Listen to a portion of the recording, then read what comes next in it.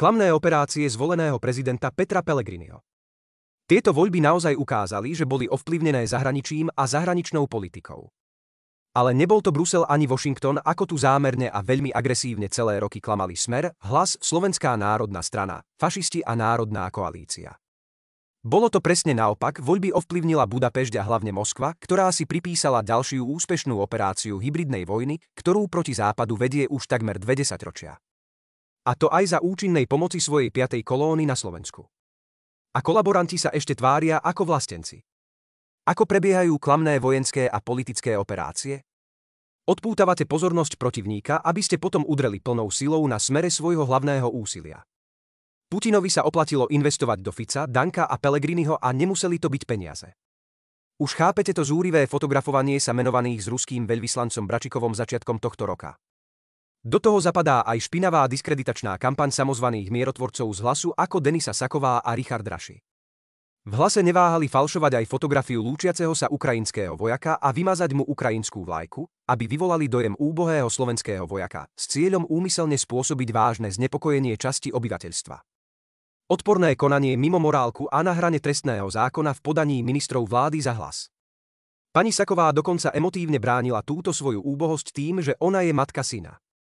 Jej syna nikto do vojny neposielal a nebude posielať.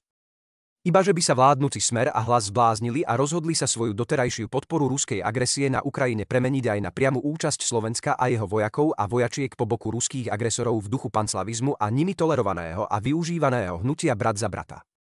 Dôrazne odmietam zneužitie našich vojakov a Slovenskej republiky na agresiu proti Ukrajine po boku ruských vojakov.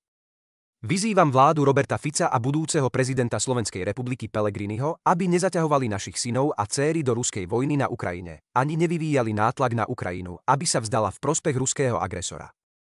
Ja chcem skutočný a spravodlivý mier pre všetkých, nie kolaboráciu s ruskou agresiou. Aj ja som otec syna, ktorého mafia z radou OČTK ovládaných stranou Smer, ktorej boli pani Saková a páni Pellegrini a Raši členmi, krivo obvinila, aby odstránili mňa a mohli si voľne presadzovať protislovenské záujmy v armáde. Zneužiť fotografiu ukrajinského vojaka na strašenie vyslaním slovenských vojakov do vojny a odstrániť mu z ramena ukrajinskú vlajku a strašiť slovenských občanov považujem za odsúdeniahodný hyenizmus. Ak chceli páni Pellegrini, Raši a pani Saková mier, prečo neprotestovali proti Putinovi, ktorý tohto vojaka svojou vojenskou agresiou vytrhol z jeho ukrajinskej rodiny a nechal ho možno zavraždiť na boisku?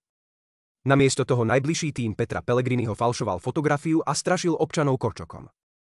Hlas a Smer sa nemôžu zbaviť svojej morálnej spoluzodpovednosti za ohrozenie bezpečnosti Slovenska a za nezmyselné obete ruskej agresie, či už na ukrajinskej alebo ruskej strane. Tieto strany spolu so Slovenskou národnou stranou otvorene podporovali ruské imperiálne snahy a klamali verejnosť už pred ruskou inváziou. Kolaborácia s Ruskom a ostentatívne fotografovanie sa s Bračikovom pred prezidentskými voľbami to nezlepší, skôr naopak. Toto je pre pána Pellegriniho veľmi zlý, priam odporný štart do funkcie prezidenta a hlavného veliteľa ozbrojených síl Slovenskej republiky. Zvolený prezident Peter Pellegrini pokračuje v osobných útokoch na Ivana Korčoka. Ako by mu nestačilo, že vyhral voľby? Ako by potreboval svojho súpera úplne znižiť. Viem, o čom hovorím, pretože Ivan Korčok, prezidentka Čaputová, ale aj ja chodíme vypovedať na políciu kvôli vyhrážkam zabitím. Pán Pellegrini pokračuje aj po voľbách vo svojich neakceptovateľných útokoch a tvrdí, že Korčokovi nevadilo zabíjanie. Zvolený prezident stimuluje nenávisť a násilie v spoločnosti namiesto sľubovaného mieru a pokoja. Je to nehoráznosť. Prezident a hlavný veliteľ ozbrojených síl by mal byť pre mňa ako občana a generála vzorom. Preto si jeho metódy na krátku chvíľu zoberiem skutočne za vzor a pýtam sa novozvoleného pána prezidenta spôsobom jemu vlastným. Pánovi Pellegrinimu nevadilo napadnutie a politicky motivované zastrašovanie a šikanovanie občianky Hedvigy Malinovej za vlády Smeru. Nevadili mu prípravy vražd prokurátorov za vlády Smeru. Nevadila mu obrovská korupcia na najvyšších miestach za vlády Smeru ani vražda novinára.